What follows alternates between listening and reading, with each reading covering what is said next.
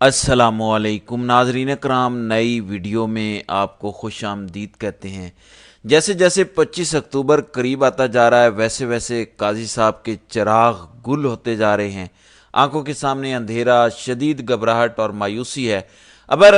اگر ایکسٹینشن نہیں ملتی تو پھر اس ملک میں تو رہا نہیں جا سکتا۔ جس طرح سے 25 کروڑ پاکستانیوں کا بیڑا غرق کیا، پورے ملک کے اندر جس طرح سے لا قانونیت کو فروغ دیا، جو تماشا لگایا، اب اس تماشے کے ساتھ تو قاضی صاحب سڑکوں پہ نہیں چل سکتے۔ وہ کرسٹی ڈونٹس والا واقعہ تو آپ نے دیکھا ہوگا، وہ قاضی صاحب ابھی تک بھولے نہیں ہیں۔ لہٰذا اگر ایکسٹینشن نہیں ملتی، جس کے لیے کوشش ہو رہی ہے لیکن ابھی تک کوئی امید نہیں بن رہی، یعنی قاضی صاحب اس وقت تقریباً مایوس ہو چکے ہیں کہ کام نہیں بنے گا، اور اگر کام بنتا ہوا نظر آیا تو پھر احتجاج، عدالتوں کے اندر دیگر معاملات، تو یہ اتنا آسان نہیں ہوگا۔ اگر آئینی ترمیم کسی طریقے سے پی ٹی آئی کے لوگ خرید کے کروا لی بھی گئی تو پھر پورے ملک کے وکلاء، تمام بارز اس کا بائیکاٹ کریں گے اور ایک نیا تماشا لگ جائے گا۔ لہٰذا قاضی کے ساتھ پھر بہت برا ہوگا۔ لہٰذا قاضی صاحب نے اس وقت ملک سے بھاگنے کا پروگرام بنا لیا ہے۔ سپریم کورٹ کو کور کرنے والے سینئر صحافی یہ دعویٰ کرتے ہیں کہ 29 اکتوبر کی ٹکٹ کٹ چکی ہے۔ 29 اکتوبر کو قاضی صاحب یہاں سے نکلیں گے اور لندن چلے جائیں گے، اور ذرائع یہ بتاتے ہیں کہ شاید اس کے بعد قاضی صاحب کبھی واپس نہ لوٹیں۔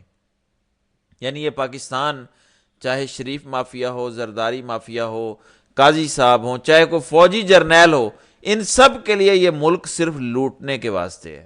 یہ ملک صرف فائدہ لینے کے واسطے ہے۔ یہ ملک صرف طاقت کا اندھا دھن استعمال کرنے کے واسطے ہے۔ لہٰذا جب نوکری پوری ہو جائے تو یہاں سے نکلتے بنو۔ اب قاضی صاحب نے بھی کچھ ایسا ہی پلان بنا لیا ہے۔ دوسرے نمبر پہ آج بڑی اہم سماعت ہوئی سپریم کورٹ کے اندر ڈیم فنڈ کے حوالے سے، جو ثاقب نثار نے اکٹھا کیا تھا، اور ان پر بڑی تنقید ہوئی تھی کہ ثاقب نثار ڈیم کا پیسہ کھا گیا۔ بابا رام تھے، وہ ڈیم فنڈ پر اس نے کہا تھا کہ میں جھونپڑی لگا کے، خیمہ لگا کے رکھوالی کروں گا۔ کدھر گیا ثاقب نثار؟ بھاگ گیا، یہ ہو گیا، وہ ہو گیا۔ تو آج وفاقی حکومت نے کہا کہ ڈیم فنڈ کے اندر جو پیسے اکٹھے ہوئے ہیں وہ ہمیں دیے جائیں۔ آج قاضی صاحب نے پوچھا کہ کتنے پیسے ہیں، تو انہیں بتایا گیا کہ 23 ارب روپے ہیں۔ 11 ارب روپے اکٹھے ہوئے تھے اور اب تک اس پر 12 ارب روپے مارک اپ اکٹھا ہو چکا ہے۔ لہذا ٹوٹل یہ 23 ارب ہے۔ پوچھا گیا کہ ان کے اندر کوئی خرد برد ہوئی ہے، یعنی کوئی ایسی ہے چیز جسے کہیں کہ کوئی کرپشن ہوئی ہے، کوئی پیسہ ادھر ادھر چلا گیا ہے، بابا رحمتیں لے کر بھاگ گیا ہے، کوئی خان کھا گیا ہے یا حکومت کھا گئی ہے؟ تو ایڈیٹر جنرل نے کہا کہ اس کے اندر 1 ٹکے کی بھی خرد برد نہیں ہوئی۔ لہذا باقی باتوں کو تو چھوڑیں، ثاقب نثار آج اس حوالے سے ضرور سرخرو ہو گیا ہے۔ قاضی صاحب کو بھی ماننا پڑ گیا ہے کہ کوئی خرد برد نہیں ہوئی، بلکہ جتنے پیسے اکٹھے ہوئے تھے اب تک مارک اپ کے ذریعے وہ ڈبل سے بھی زیادہ ہو چکے ہیں۔ لہذا بے شمار خبریں ہیں آج اسلام آباد ہائی کورٹ سے، پشاور ہائی کورٹ سے، اسلام آباد ہائی کورٹ سے، اسی طرح حکومت کے حوالے سے بھی، لیکن گنڈا پور کی جانب سے ایک بڑا سرپرائز دیا گیا ہے، اور ابھی یہ بڑی خبر ہے، اور اس کے بعد میں سمجھتا ہوں کہ یہ ایک بڑا سرپرائز ہوگا اور معاملات کسی دوسری طرف جاتے ہوئے نظر آئیں گے۔ ہوا کیا ہے، کابینہ کا اجلاس بلا لیا ہے علی امین گنڈا پور نے، جس میں 14 وزراء، مشیر اور جو معاونین خصوصی ہیں سب کو بلایا گیا ہے۔ اب کابینہ اجلاس کے اندر ہونے کیا جا رہا ہے؟ کابینہ اجلاس کے اندر خیبر پختونخوا پولیس ایکٹ 2017 میں ترمیم کا فیصلہ کیا گیا ہے۔ کابینہ سے آج منظوری کے بعد قانون آج ہی صوبائی اسمبلی میں پیش کیا جائے گا، اور ہو سکتا ہے کہ آج ہی یہ قانون منظور ہو جائے، جس میں خیبر پختونخوا کے جو آئی جی پولیس ہیں، جن کو 2017 میں اضافی اختیارات دیے گئے تھے، وہ واپس لے لیے جائیں گے۔ اس وقت ہو کیا رہا ہے، پی ٹی ایم پشتون تحفظ مومنٹ کے پی کے اندر ایک جرگہ کرنا چاہتی ہے، گرینڈ جرگہ، اور وہاں پہ پولیس جا رہی ہے، سامان اٹھا رہی ہے۔ اسی طرح سے چیف سیکرٹری کے پی کے نے سرکاری ملازمین کو حکم دیا ہے کہ خبردار کوئی بھی اس جرگے میں نہ جائے، کیونکہ وہ ایک کالعدم تنظیم بن چکی ہے۔ وفاق نے پابندی لگا دی ہے پشتون تحفظ مومنٹ پر۔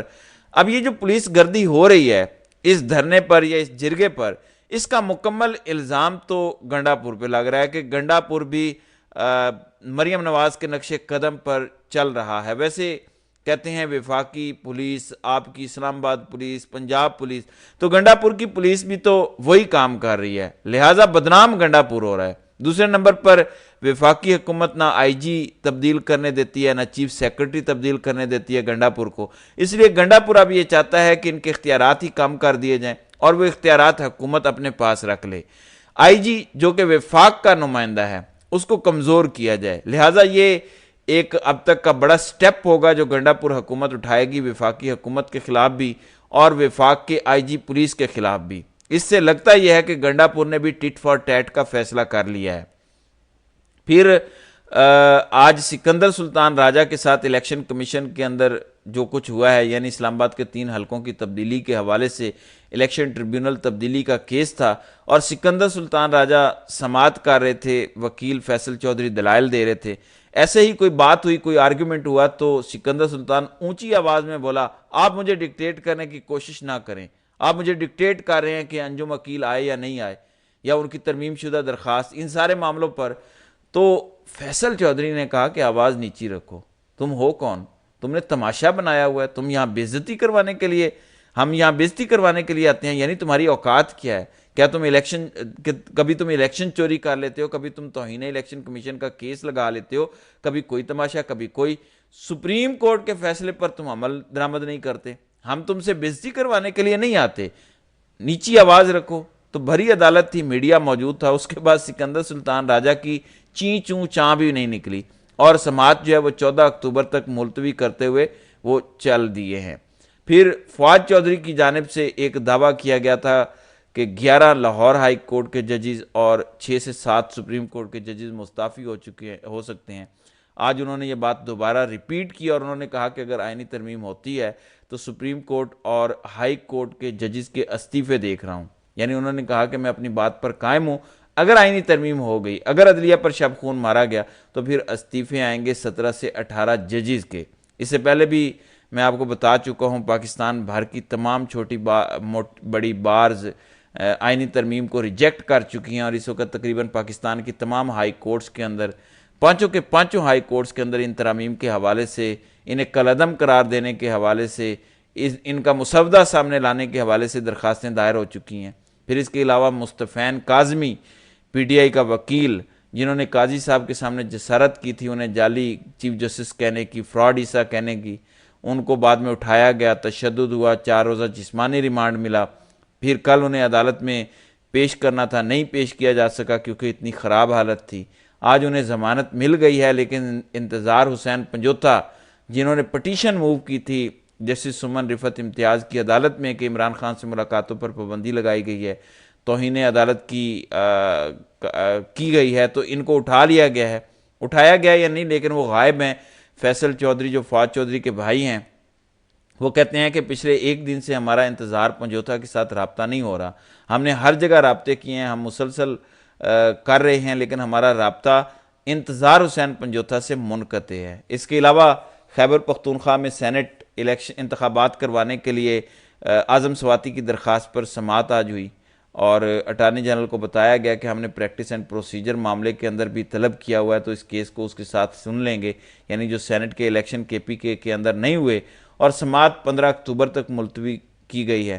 پھر آج بڑی امید کی جا رہی تھی، توقع تھی، جس میں میاں گل حسن اورنگزیب کی عدالت سے کہ بشرا بی بی کو توشہ خانہ کیس کے اندر ضمانت مل جائے گی کیونکہ یہ 1 ہفتے کے بعد کیس لگا، اس سے پہلے بھی نوٹس جاری ہوئے اور آج جب کیس لگا تو ایف آئی اے نے 1 ہفتے کا وقت مانگ لیا۔ انہوں نے کہا کہ ہم نے تو ابھی پروسیکیوٹر جو ہے وہ جاری ہوئے ہیں، لہٰذا ہم وکیل کرنا چاہتے ہیں تو ہمیں 1 ہفتے کا وقت دیا جائے۔ اس پر میاں گل حسن نے کہا کہ آپ کو اتنا وقت نہیں دیا جا سکتا، جب آپ کو نوٹس جاری ہوئے اس وقت ہی آپ کو وکلا کرنے چاہیے تھے۔ بہرحال اب میاں گل حسن اورنگزیب نے کل تک دلائل دینے کا حکم دے دیا ہے، جبکہ سمن رفعت کے پاس جو کیس آیا خان کے ساتھ ملاقاتوں کے حوالے سے، اس پر بھی انہوں نے نوٹسز جاری کیے ہیں۔ انہوں نے کہا کہ بظاہر مجھے توہین عدالت کا یہ کیس نہیں لگتا، پھر بھی میں نوٹس جاری کر دیتی ہوں اور پھر ہم اس پر حکومت سے پوچھ لیتے ہیں کہ کیوں عمران خان کی ملاقاتوں پر پابندی لگائی گئی ہے۔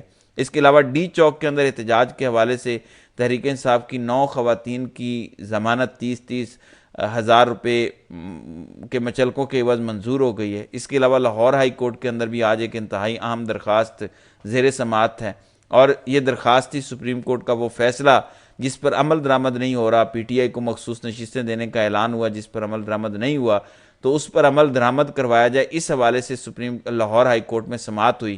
عدالت نے تمام سیاسی جماعتوں کو نوٹس بھیج دیے، الیکشن کمیشن کو بھی نوٹس بھیج دیا ہے، اور جس سے جسٹس راحیل کامران اور شیخ منیر نے یہ سماعت کی ہے۔ اب آگے چل کر دیکھنا ہوگا کہ لاہور ہائی کورٹ کا یہ 2 رکنی بینچ اس کیس کے اندر کیا کردار ادا کرتا ہے۔ تو ناظرین کرام، آپ کی اس ویڈیو کے حوالے سے کیا رائے ہے؟ آپ اپنی رائے کا اظہار کامنٹ سیکشن میں ضرور کیجیے گا۔